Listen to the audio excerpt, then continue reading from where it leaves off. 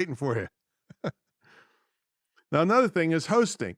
If you get super cheap hosting, a lot of times, you're just on your own. So before you pick hosting, you might want to ask them, do you fix the generic term would be malware issues for you if something happens?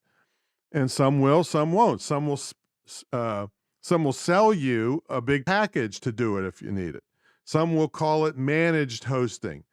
So you have to look in deeper. I mean, I think we have a whole episode on hosting on one of these episodes. Now, whenever possible, you want to add what's called two-factor authentication. This sometimes a thing called a cPanel.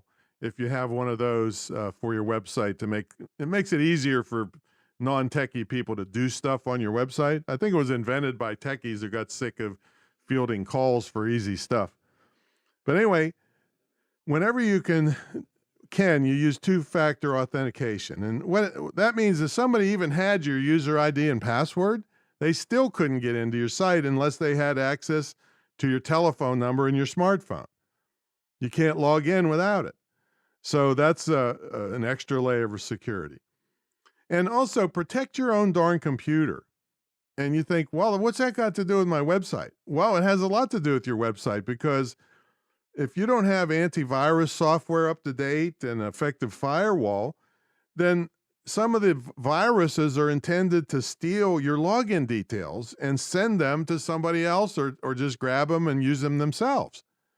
And then they have a thing called a keylogger. Now, we actually use this when I have a lot of employees. I use a keylogger to make sure they're doing their work. And I tell them, don't do anything personal on this computer that I gave you, because everything, user IDs, passwords, everything are going to get sent to me. So that kind of keeps employees a little bit, it doesn't really anymore because they can just go on their cell phone, but it makes sure that you can see that they're actually